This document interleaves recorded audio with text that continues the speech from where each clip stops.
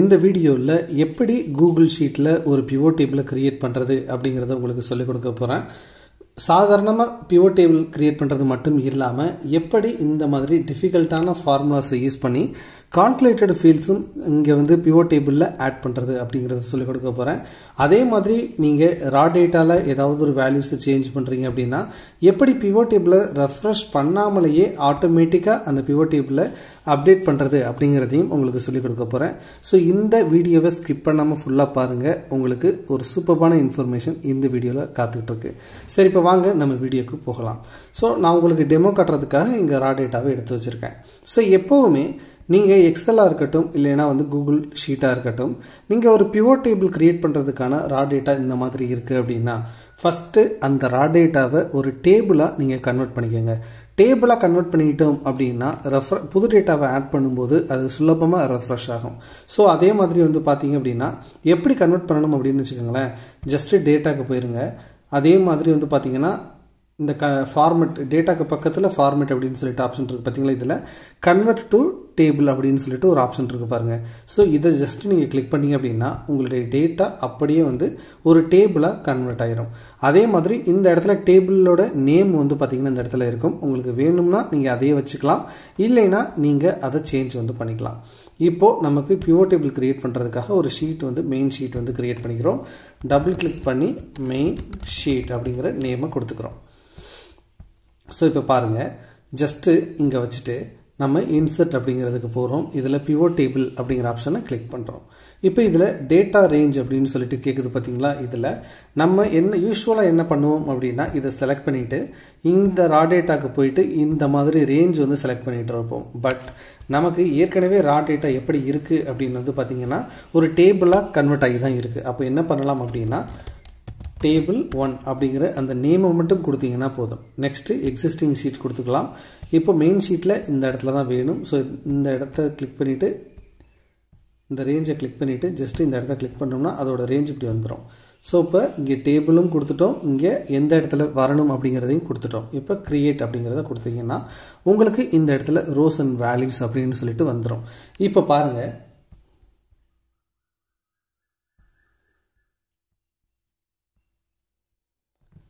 So இந்த இடத்துல table 1 அப்படிங்கிறத கொடுத்துக்கலாம்.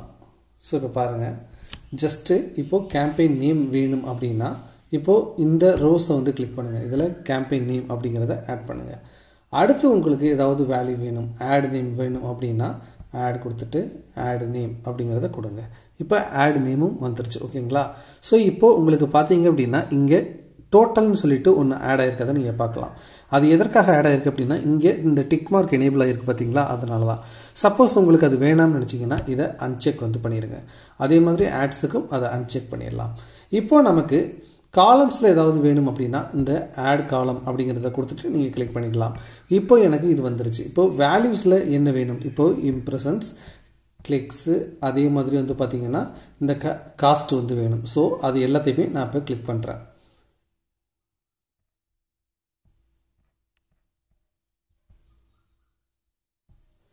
ஓகேங்களா. ஸோ இப்போது நமக்கு இந்த மாதிரி 3 ஃபீல்டு வந்துருச்சு. இப்போது இந்த வேல்யூஸில் ஒரு முக்கியமான ஒரு விஷயத்தை நீங்கள் தெரிஞ்சுக்கணும். இப்போது நீங்கள் ஒரு சிடிஆரோ இல்லை ஏதாவது ஒரு பர்சன்டேஜோ கண்டுபிடிக்கணும்னு நினைக்கிறீங்க அப்படின்னா நீங்கள் ஒரு ஃபார்முலாவை சப்போஸ் இந்த வேல்யூவை, அதாவது இந்த லிங்க் கிளிக்ஸ் வேல்யூவை இம்ப்ரெஷனால் டிவைட் பண்ணி எவ்வளோ வருது அப்படிங்கிறதையும் ஒரு காலமில் ஆட் பண்ணணும்னு நினச்சிங்கன்னா அந்த மாதிரி வேலைகளை செய்கிறதுக்கு தான் கால்குலேட்டட் ஃபீல்டு அப்படின்னு சொல்லிட்டு ஒரு மெத்தட் பார்த்தீங்கன்னா எக்ஸல்லையும் இருக்குது, இந்த கூகுள் ஷீட் இருக்கு. அதை எப்படி செய்யணும் அப்படின்னா இந்த ஆட் அப்படிங்கிறத கொடுங்க. இதில் டாப்பில் பார்த்தீங்கன்னா கால்குலேட்டட் ஃபீல்ட் அப்படின்னு சொல்லிட்டு இருக்கு பாருங்க. இதை கிளிக் பண்ணுங்க. இப்போ இதை கிளிக் பண்ணிட்டு ஈக்குவல்ட்டுக்கு முன்னாடி இப்போது இந்த லிங்க் கிளிக்ஸை பார்த்தீங்கன்னா இம்ப்ரெஷன்ஸால் டிவைட் பண்ணணும் அப்படின்னா நீங்கள் நார்மலாக லிங்க் கிளிக்ஸ் அப்படின்னு போடக்கூடாது. Sum of link clicks divided by sum of impressions அப்படின்னு சொல்லிட்டு ஜஸ்ட்டு என்ட்ரை கிளிக் பண்ணிங்கன்னா போதும். உங்களுக்கு இந்த இடத்துல இப்படி ஆட் ஆயிரும். இப்போ இந்த இடத்துல உங்களுக்கு என்ன காலம் ஹெட்டர் வேணுமோ அதை ஜஸ்ட்டு டைப் பண்ணிங்க அப்படின்னா அது இங்கேயும் சேஞ்ச் ஆகிரும். இப்போ இதை பர்சன்டேஜாக கன்வெர்ட் பண்ணணும் அப்படின்னா ஜஸ்ட் இந்த காலம் செலக்ட் பண்ணிவிட்டு பர்சன்டேஜை கொடுத்தீங்க அப்படின்னா பர்சன்டேஜாக கன்வெர்ட் ஆகிரும். இப்போது உங்களுக்கு நல்லா வந்துச்சு பார்த்தீங்களா. இப்போது சில நேரத்தில் என்ன ஆகும் அப்படின்னு வந்து பார்த்தீங்க அப்படின்னா இந்த இடத்துல டிவ் எரர் இல்லைனா வந்து கால்குலேட்டட் எரர்ஸ் வந்து ஏதாவது வர்றதுக்கு ஹை சான்சஸ் இருக்குது. ஃபார் எக்ஸாம்பிள் இப்போ பார்த்தீங்க அப்படின்னா இங்கே நீங்கள் ஏதாவது ஒரு வேல்யூக்கு 0வோ அல்லது பிளாங்கோ இருக்குது அப்படின்னா உங்களுக்கு இந்த இடத்துல எரர் வந்து டிவைட் பண்ணும்போது காட்டும். அப்படி காட்டும்போது நீங்கள் என்ன பண்ணணும் அப்படின்னா அந்த எரரை வந்து நீங்கள் ஹைட் பண்ணுறதுக்கு ஜஸ்ட்டு இதுக்கு முன்னாடி போயிட்டு இஃப் எரர் அப்படிங்கிற ஃபார்முலாவை போட்டுட்டு ஓப்பன் ப்ராக்கெட் கொடுத்துட்டு கடைசியில் வந்துருங்க இந்த ஃபார்முலா 0 அப்படிங்கிறத போட்டு க்ளோஸ் பண்ணிடுங்க. இப்போ என்ன நடக்கும் அப்படின்னா உங்களுக்கு இந்த இஃப் எரர் அப்படிங்கிறத போட்டுட்டீங்க அப்படின்னா உங்களுக்கு கரெக்டாக வந்து பார்த்தீங்க அப்படின்னு வச்சுக்கோங்களேன் ஏதாவது ஒரு எரர் வருது அப்படின்னா அந்த இடத்துல 0 வந்து பார்த்தீங்கன்னா ரீப்ளேஸ் ஆயிரும். ஸோ அதுக்கு தான் இந்த இஃப் எரர் அப்படிங்கிற ஃபார்முலாவை நம்ம யூஸ் பண்ணுறது. அதே மாதிரி இப்போ இன்னொரு கால்குலேட்டட் ஃபீல்டையும் நம்ம ஆட் பண்ணலாம். ஜஸ்ட்டு நீங்கள் ஆட் வந்து கொடுத்துருங்க. இப்போது கால்குலேட்டட் ஃபீல்டு கொடுத்துருக்கோம். இப்போது ஈக்குவல் டு கொடுத்துட்டு சம் ஆஃப் சிபிசி வந்து கண்டுபிடிக்க போகிறோம். அப்போது sum of spend divided by sum of link clicks. இப்போ என்ட்ரு கொடுத்துடலாம். இப்போ இங்கே பார்த்தீங்க அப்படின்னா சிபிசி அப்படின்னு மாற்றிடலாம். இப்போ இதை நீங்கள் கரன்சியை வந்து கன்வெர்ட் பண்ணிக்கலாம். ஓகேங்களா. அதே மாதிரி உங்களுக்கு எரரை வந்து அவாய்ட் பண்ணணும் அப்படின்னா இஃப் எரர் ஓப்பன் ப்ராக்கெட் கடைசிக்கு போயிட்டு 0 போட்டுட்டு க்ளோஸ் பண்ணிடுங்க.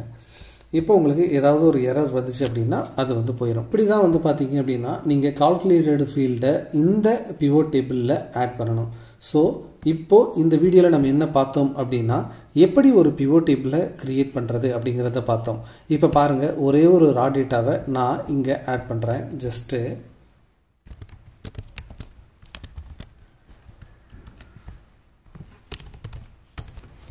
இப்போ ஆட் பண்ணியிருக்கோம். இப்போ பாருங்கள் இந்த வேல்யூஸ் ஆட்டோமேட்டிக்காக இங்கே அப்டேட் ஆகிறத நீங்கள் பார்க்க முடியும். அதுக்கு ப்ராடக்ட் 4 அப்படிங்கிறத நான் போடுறேன். ஸோ ஜஸ்ட்டு நீங்கள் இங்கே வந்து பார்த்தீங்க அப்படின்னா ப்ராடக்ட் 4 அப்படிங்கிறது வந்து பார்த்தீங்க அப்படின்னா இன்க்ளூட் ஆகிருக்கும். ஸோ நீங்கள் ஒவ்வொரு டைமும் இந்த பிவோட் டேபிளை வந்து ரெஃப்ரெஷ் பண்ணணும் அப்படிங்கிற அவசியம் இல்லை. ஏன்னா நீங்கள் ரா டேட்டாவை ஆல்ரெடி ஒரு டேபிளாக கன்வெர்ட் பண்ணிட்டீங்க. அந்த டேபிள் ஆட்டோமேட்டிக்காக ஒவ்வொரு நியூ டேட்டா வரும்போதும் அந்த ரேஞ்சை அப்டேட் பண்ணிகிட்டே இருக்கும். ஸோ இந்த வீடியோவில் எப்படி ஒரு பிவோட் டேபிளை கூகுள் டிரைவ் ஷீட்டில் வந்து கிரியேட் பண்ணுறது அப்படிங்கிறத உங்களுக்கு ஸ்டெப் பை ஸ்டெப்பாக சொல்லிக் கொடுத்தேன். கண்டிப்பாக இந்த வீடியோ யூஸ்ஃபுல்லாக இருந்திருக்கும் அப்படின்னு நான் நம்புகிறேன். எக்ஸல் குறித்து நம்ம சேனலில் நிறைய வீடியோஸ் வந்து போட்டுகிட்டே இருக்கோம். எல்லாமே ஹெல்ப்ஃபுல்லான வீடியோஸ் தான். எல்லா வீடியோவையும் பாருங்கள். உங்களுக்கு டவுட்ஸ் இருந்துச்சுன்னா அந்தந்த வீடியோவோட கமெண்ட் செக்ஷனில் கேளுங்க, நான் உங்களுக்கு கிளியர் பண்ணுறேன். தேங்க்யூ ஸோ மச் ஃபார் வாட்சிங். இது எக்ஸல் குரு தமிழ். நான் உங்கள் ஸ்ரீதரன். வணக்கம்.